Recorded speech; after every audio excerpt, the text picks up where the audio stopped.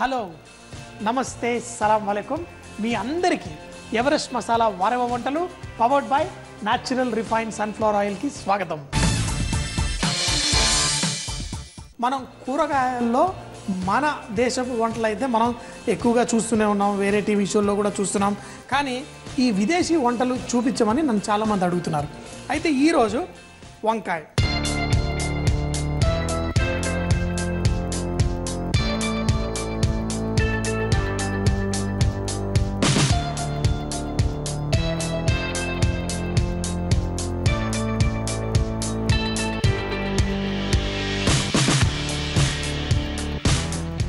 వంకాయల్లో మన దగ్గర చిట్టి చిట్టి వంకాయలు ఉంటాయి, పెద్ద పెద్ద వంకాయలు ఉంటాయి, ఇలా రకరకాలు. ఈ పెద్ద పెద్ద వంకాయలతోటి మనం ఇటలీ, ఫ్రాన్స్ ఈ దేశాల్లో వెళ్తే చాలా ఇష్టంగా తింటూ ఉంటారు.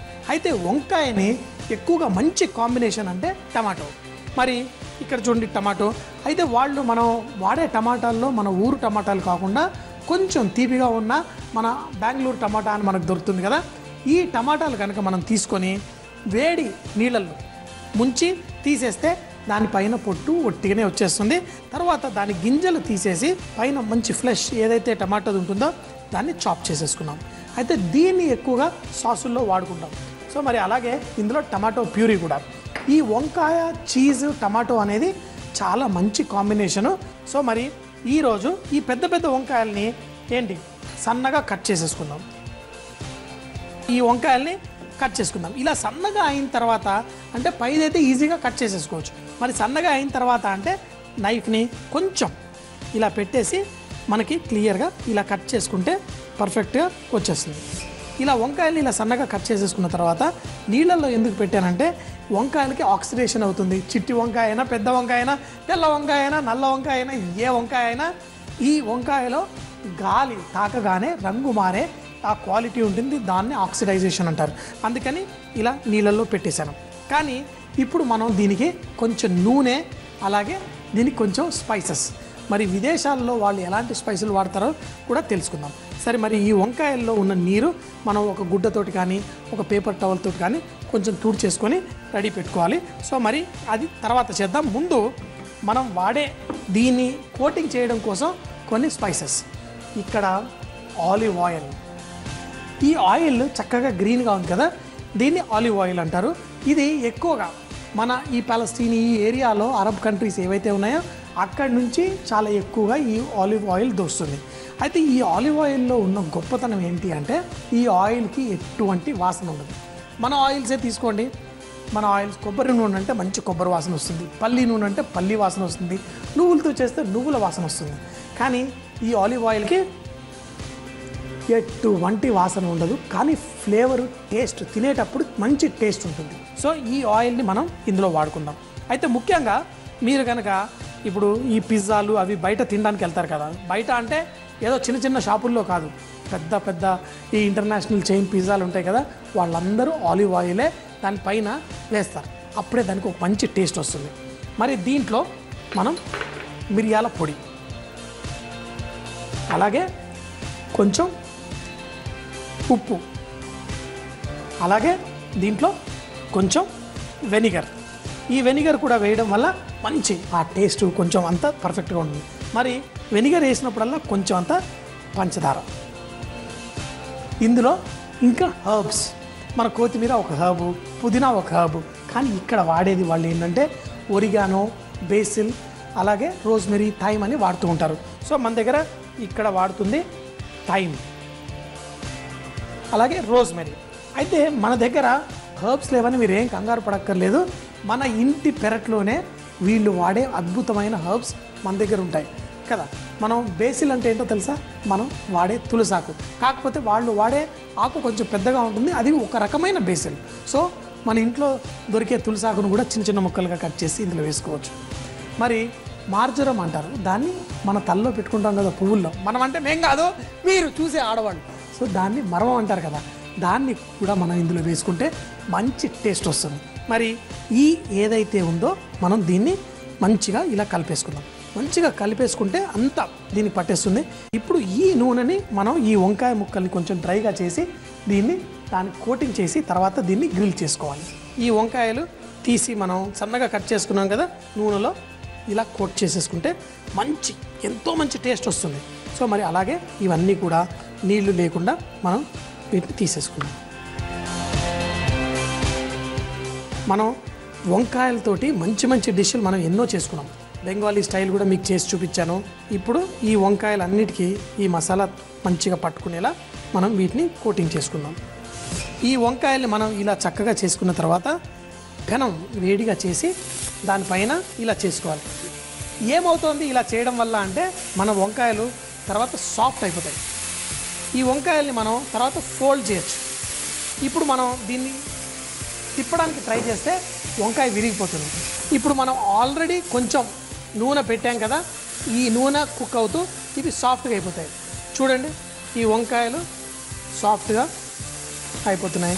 ఇప్పుడు మనం వీటిని కుక్ అయిన తర్వాత మనం దీన్ని ఎలా కావాలంటే అలా ఫోల్డ్ చేసుకోవచ్చు. ఇలా కుక్ అయిన తర్వాత ఈ వంకాయ ముక్కల్ని మనం ఒక ప్లేట్లో పెట్టుకుందాం. మరొకసారి చూపిస్తున్నాను. ఈ వంకాయ ముక్కల్ని మనం చేయడం వల్ల ఇలా ఫోల్డ్ చేయొచ్చు. అదే పచ్చిగా ఉంటే చేయలేము, అందుకనే దీన్ని ఇలా కుక్ చేసుకుందాం. సో ఈ వంకాయ ముక్కల్ని కూడా తీసి పెట్టేసుకుందాం. అలాగే ఈ మిగతా వంకాయలను కూడా మనం చేసేసుకుందాం. అలా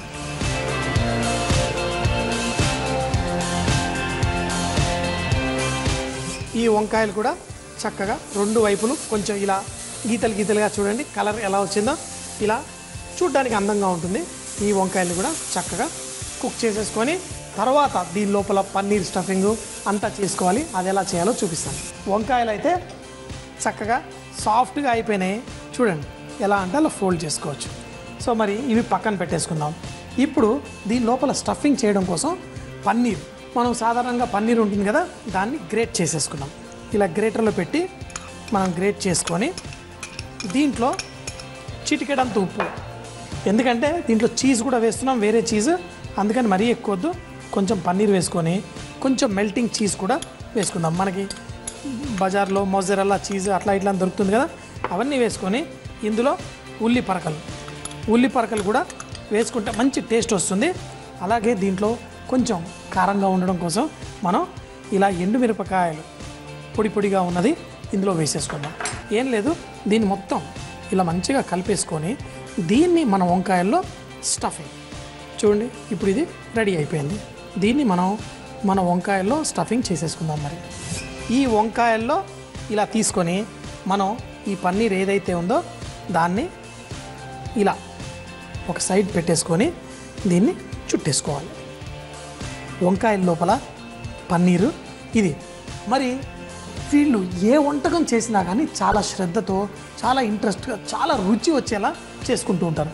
అంటే మనమైనా చేసుకుంటాం, కాకపోతే వీళ్ళ వంటలు మనం సాధారణంగా ఇలా కూరలు అన్నీ చేసుకోవడం కాకుండా వీళ్ళు చేసేవి స్టఫింగు, ఇలా రకరకాల స్టఫింగ్స్ తోటి ఉంటాయి. చూడండి ఎంత టెక్నిక్ ఇన్వాల్వ్. మనం వంకాయ ఫోల్డ్ అవ్వదని చెప్పి ఫస్ట్ గ్రిల్ చేస్తారు, మళ్ళీ దాని లోపల చీజ్, మళ్ళీ దీనికి ఒక సాస్. సో ఇప్పుడు మళ్ళీ ఈ పన్నీర్ని ఒక సైడ్ పెట్టుకొని దీన్ని మంచిగా ఫోల్డ్ చేసేసుకోండి. చూసారు కదా, ఇలా ఇవన్నీ ఉన్న వాటి అన్నిటికీ మనం చేసేసుకుందాం. మళ్ళీ సాస్లో కూడా ఇది చక్కగా కుక్ అవుతుంది కాబట్టి మంచిగా టేస్టీగా తయారవుతుంది.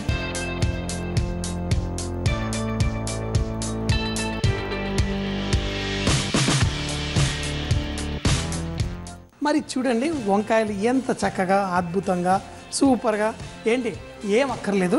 ఇవి కూడా లైట్గా వేడి చేసుకొని ఇవి తిన్నా చాలా టేస్టీగా ఉంటాయి. కాకపోతే ముందే చెప్పాను కదా, వాళ్ళు ఇటాలియన్స్ వాళ్ళు మంచి టమాటోతోటి మంచి సాసులు చేసుకుంటారు. అయితే నిజంగా చెప్పాలి అంటే మనం మక్రీ అని వాడుతుంటాం చూసారా, వాళ్ళ సాసుల నుంచి కాపీ కొట్టిన మంచి ఫ్లేవర్. సో మరి డౌటా, ఎందుకంటే మన దేశంలో కొన్ని వందల సంవత్సరాల కిందట టమాటాలే లేవు. మరి ఇప్పుడైతే మనకి టమాటాలు, బంగాళాదుంప ఇవన్నీ వచ్చేసాయి. సో ఇప్పుడు ఇందులో మళ్ళీ ఈ సాస్ చేయడానికి కూడా ఆలివ్ ఆయిలే వాడుకుందాం. ఈ ఆయిల్ ఫ్రైయింగ్కి పనికిరాదు, ఎందుకంటే తక్కువ వేడిలోనే ఇది పొగలాగా వచ్చేస్తుంది. సో మరి ఆయిల్ మరీ ఎక్కువ వేడి అవ్వనికూడదు. కొంచెం వేడి ఎక్కుతున్నప్పుడు ఇందులో మనం మన బిర్యానీ ఆకు, కొంచెం మంచి ఆ సువాసన టేస్ట్ రావడం కోసం వాళ్ళు ఈ బే లీఫ్ కూడా మంచిగానే వాడతారు. బిర్యానీ ఆకు వేసిన తర్వాత వెల్లుల్లి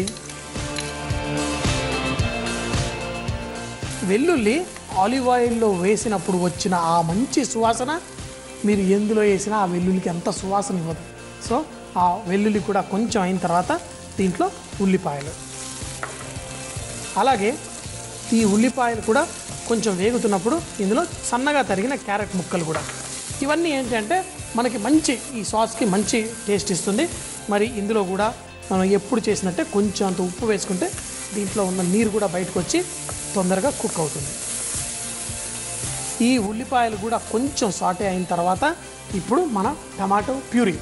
అయితే టమాటో గింజలు తీసేసి వేసుకుంటే బాగుంటుంది ప్యూరీ, లేకపోయినా పర్లేదు. టమాటాని మిక్సీలో వేసి చేసేయండి.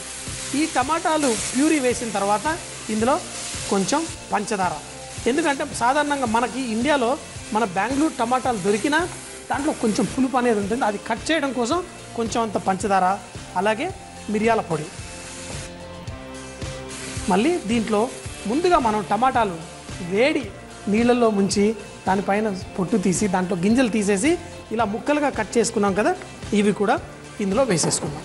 వేసేసి ఇప్పుడు ఇంతేనా, ఏముంది ఇందులో టేస్ట్ అనుకుంటారా?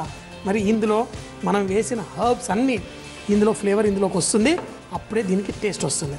సో ఇలా పెట్టేసి దీనికి మూత పెట్టి 5 నిమిషాల పాటు స్లోగా కుక్ చేసుకుందాం. ఇలా స్లోగా కుక్ చేసుకోవాలి. ఇప్పుడు చూడండి మన సాస్ చక్కగా ఏదో పిజ్జాల మీద వేసుకునే సాస్లా రెడీ అయింది. ఇప్పుడు మనం ఈ చేసి పెట్టుకున్న వంకాయల్ని ఇలా వేసి దీంట్లో పెట్టుకోవాలి.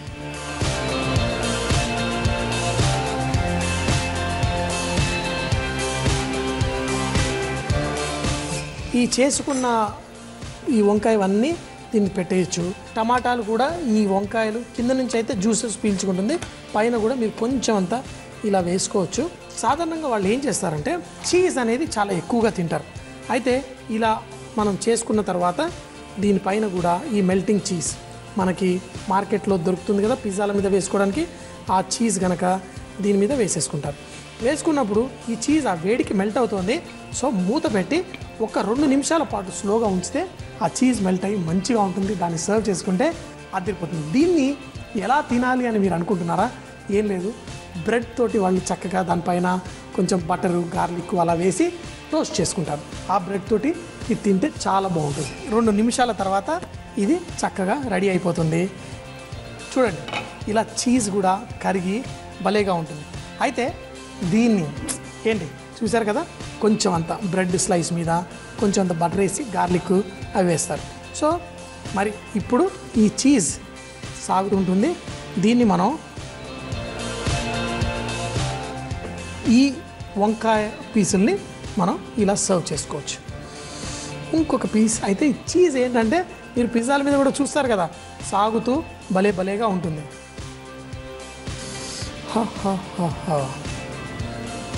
చూడండి అలాగే ఈ వచ్చిన ఈ టమాటో సాస్ కూడా మనం వేసేసుకుంటే మన ఈ డిష్ రెడీ. వాళ్ళు ఇలాగే తింటారు. వాళ్ళ వెరైటీ, వాళ్ళ దేశంలో ఎన్నో తరతరాలుగా వాళ్ళు చేసిన సాంప్రదాయాలు బట్టి వాళ్ళ వంటలు ఉంటాయి. మరి వాళ్ళ వంటలు కూడా మనం అప్పుడప్పుడు ట్రై చేస్తే చాలా బాగుంటుంది. మరి ఇది బ్యూటిఫుల్, ఎంత బాగుంటుందంటే పిల్లలైతే భలే ఇష్టంగా ఎగిరి గంతులేస్తారు. ఎందుకంటే టమాటో మంచి పిజ్జా ఫ్లేవర్స్తో ఉండే ఈ డిష్ సూపర్గా ఉంది. భర్తా చేసుకుని ఈ వంకాయలతోటి చక్కగా ఫోల్డ్ చేసి పన్నీర్ స్టఫ్ చేసుకున్న ఈ రోల్స్, అది కూడా మంచి వాళ్ళు చేసుకునే టమాటా సాస్ లాగా ఎలా చేయాలో చూశారు కదా, మరి ట్రై చేయండి. మరి ఈ బ్రెడ్ స్లైస్తో పాటు లోపలంతా చీజు, ఈ వంకాయ ఎంతో టేస్టీగా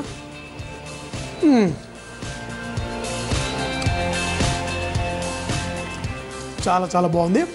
వంకాయ అంటే ఇష్టం లేదు అని చెప్పేవాళ్ళు ఎవరైనా తగిలితే వాళ్ళకి ఇది చేసి పెట్టండి, ఎందుకంటే అంత బాగుంటుంది. సూపర్ అంటే మరి సూపరే. వంకాయ పన్నీర్ రోల్ తయారు చేసే విధానం: ముందుగా పెద్దగా ఉన్న వంకాయల్ని సన్నగా కట్ చేసి పెట్టుకోవాలి.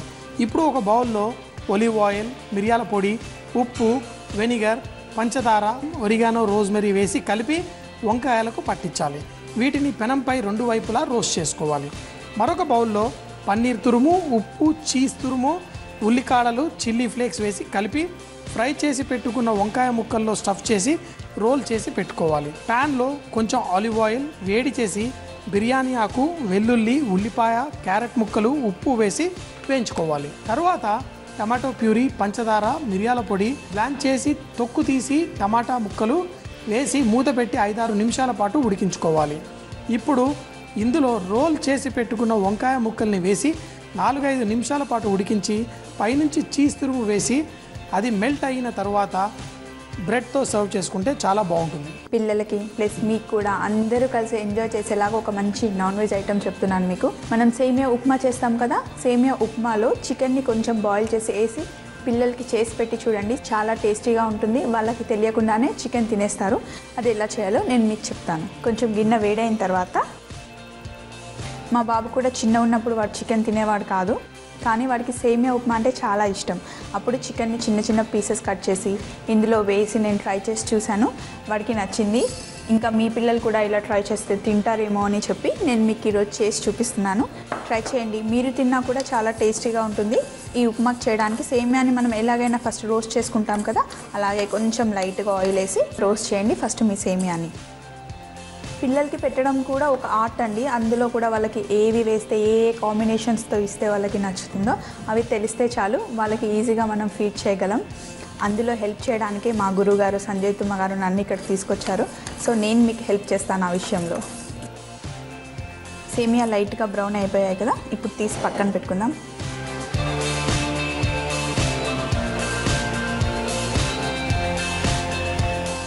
ఇందులో కొంచెం ఆయిల్ వేయాలి. నార్మల్గా ఉప్మా ఎలా చేస్తామో అలాగే. కొంచెం ఆయిల్ వేడయ్యాక ఫస్ట్ ఆవాలు, అలాగే జీలకర్ర కొంచెం వేగిన తర్వాత తాలింపులో మినపప్పు, కొంచెం శనగపప్పు,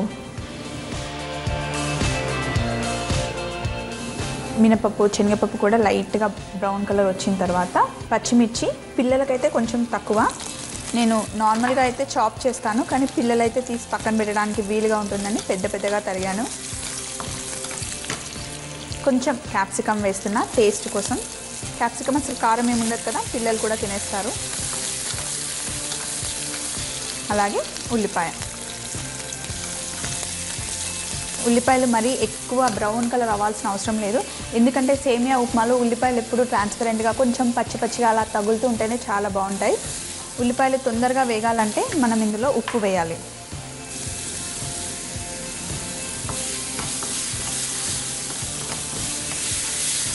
ఇందులో నేను క్యారెట్ తర్వాత ఎందుకు వేస్తున్నానంటే చాలా చిన్నగా తరిగి పెట్టాను. పిల్లలకి క్యారెట్ ఎంత మంచిదండి, చాలా మంచిది. వాళ్ళ కళ్ళకి, ఆ చిట్టి కళ్ళకి విటమిన్ ఏ ఉంటుంది కదా, అన్నిట్లో కొంచెం క్యారెట్ యాడ్ చేస్తూ ఉండండి. క్యారెట్ చిన్నగా తరిగాను కాబట్టి అలా వేగిపోతుంది. ఇప్పుడు కొంచెం కరివేపాకు లైట్గా, ఇది కూడా ఫ్రై అయిన తర్వాత ఇప్పుడు ఇందులో చికెన్ యాడ్ చేద్దాం. ఇందులో నేను పచ్చిమిర్చి వేసాను, కానీ చికెన్ వేస్తున్నాను కాబట్టి కొంచెం మిరియాల పొడి వేస్తే చికెన్ కాంబినేషన్ బాగుంటుంది కదా, అందుకే వేసాను. జనరల్గా కారం వేస్తాము, కానీ ఉప్మా అది సేమియా, పిల్లలకి ఎందుకు కారం వేయడం, కొంచెం మిరియాల పొడి వేద్దాం. మీరు ఈ సేమియాని ఇలాగే సేమియా బిర్యానీ కూడా చేయొచ్చు చికెన్తో, అలా కూడా ట్రై చేయండి, చాలా బాగుంటుంది. ఇప్పుడు ఇవి కూడా ఫ్రై అయ్యాయి కదా, నేను చికెన్ని బోన్స్ లేకుండా పిల్లల కోసం అని చెప్పి ఓన్లీ బ్రెస్ట్ పీస్ చిన్నగా తరిగి పెట్టుకున్నాను, మంచిగా వాష్ చేసి. ఇప్పుడు ఈ చికెన్ని కూడా ఇందులో వేసేద్దాం. చికెన్ని కూడా ఇందులో వేసేసి ఇప్పుడు కొంచెం ఒక 2 నిమిషాలు మూత పెడదాం. చికెన్ కూడా మంచిగా ఫ్రై అయిన తర్వాత అప్పుడు కొంచెం వాటర్ వేసి సేమియా యాడ్ చేద్దాం.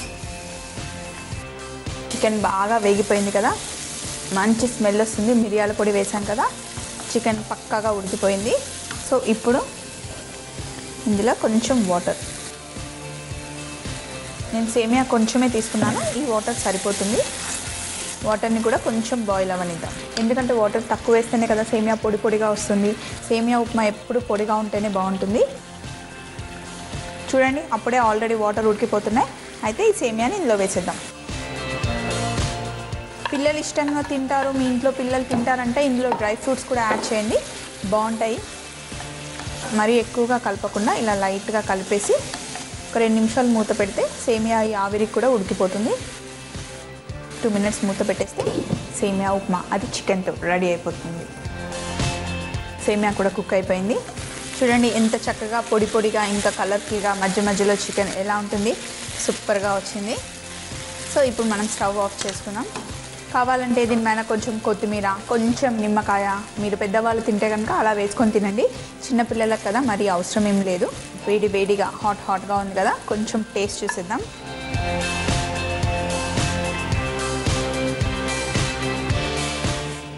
కొంచెం వేడిగా ఉంది.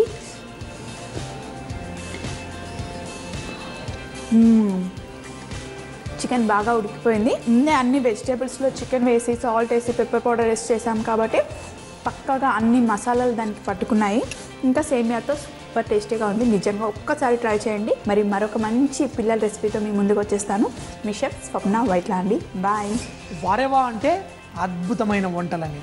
మరి మీకు తెలుసా, ప్రతి జిల్లాలో నోరు నుంచే ఒక అద్భుతమైన వంటకం ప్రత్యేకంగా ఉంటుందని, ఒక మంచి బహుమతి గెలుచుకోగలరు. మరి మా చిరునామా MIG 1540 BHEL హైదరాబాద్ 502032.